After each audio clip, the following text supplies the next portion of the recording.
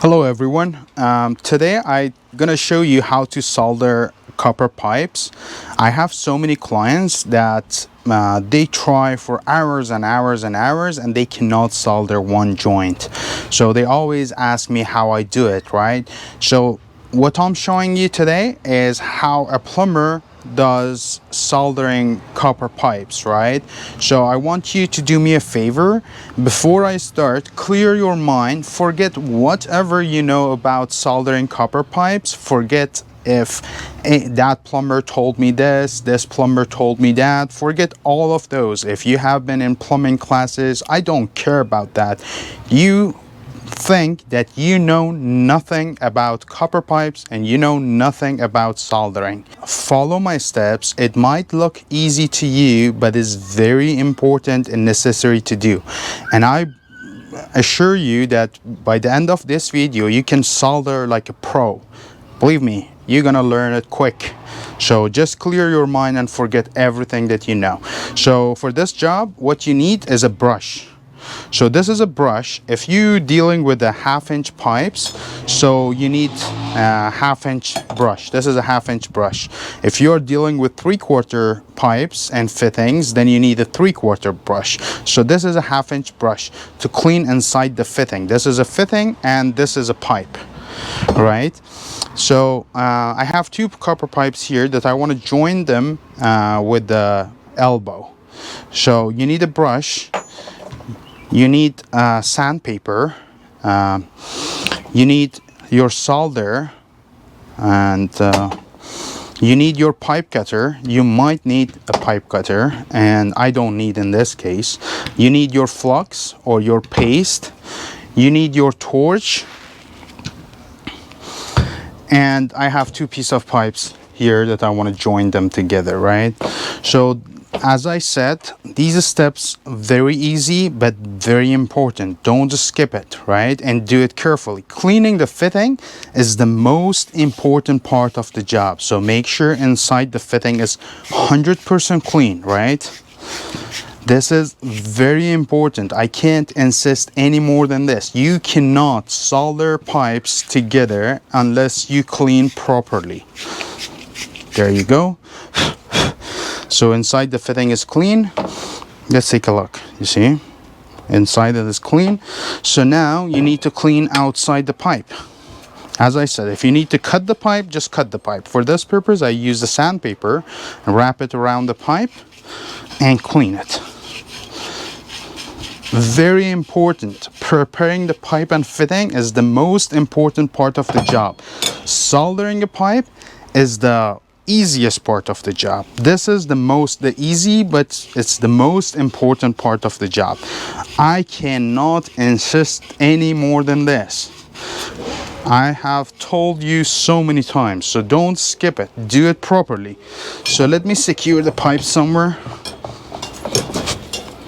There we go. So now you start with the fitting. I have the paste here. You always start with the fitting. So put the paste inside your fitting.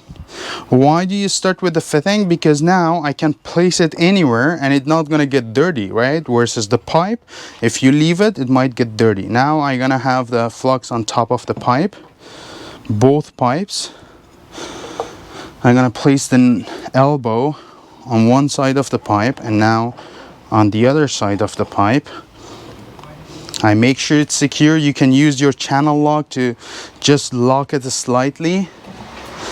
And now I have my solder here. So bend the tip of your solder because you need to go around the pipe. You see, you need to go around the pipe, right? Set up your torch. And now always remember that you start from the lowest point because the heat travels upward. So when you heating this one, this is going to be heated slightly by itself. So it becomes a lot easier to solder this one. This one you're going to spend more time to heat it up, but this one you're going to have spend less time. At the same time, I'm going to make sure you guys see something. So you're going to have it on 45-degree angle. The torch Let me just make sure you guys can see things. So I'm gonna place it on a 40. You're not gonna have it down below the pipe. Why is that? Because the solder might drop into your tip, right? So always have your torch on a 45-degree angle. Again, I'm gonna make sure that you guys can see things, right? Now I started heating it up, and I'm gonna start touching my pipe to see if the solder melts or it doesn't, right? So as soon as the solder melts, you see why I have the torch in one side of the pipe from down below, and I have my solder touching the pipe from the top. So as soon as my solder melts on the top, that's the temperature that I need.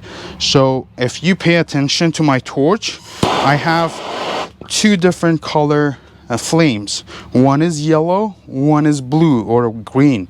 So you're gonna have the blue one on the pipe. You're not gonna have the yellow one, right? When you start having the blue one touching the pipe, and start touching the top of the pipe with your solder. As soon as your solder melts, start making a distance between your torch and the pipe and have the yellow flame on the pipe now. So why is that? Because you don't need much of heat anymore, right? You just need to keep it warm, right? So now I'm gonna start having the blue flame on the pipe, and then I'm gonna give it a distance and having the yellow on it.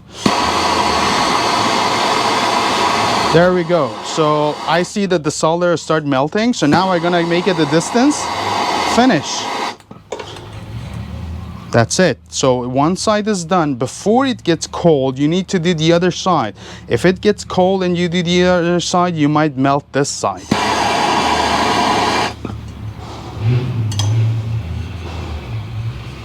You see how easy it is now? Super easy, right? To solder a copper pipe. Let me get down here that you guys can see. So preparation is the key. So many of clients of mine, they are telling me that they spent hours and hours and they could not solder one single joint. Why is that? Because they did not prepare the stuff properly. They did not do the cleaning. They did not clean the outside of the pipe properly or inside the fitting properly. That's the key to soldering. The rest of it is easy, right? I want to mention one more thing before I let you guys go, and it's that when you have the pipes in a real world versus I have two pipes that I'm joining here, so you might have water inside the pipe. Make sure to get rid of the pipe and get rid of the water inside the pipe entirely. I don't care what you do.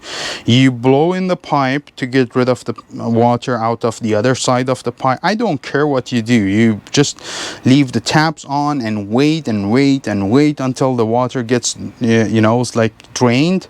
I don't care what you do, but you should not have any water inside the pipe, the copper pipe. I can also demonstrate and tell you like what exactly you need to do to get rid of the water inside the pipe, but I told you, I gave you the tip. Do whatever you can, right? Okay guys, I hope that this video has been useful. If so, please don't forget to like, share and subscribe.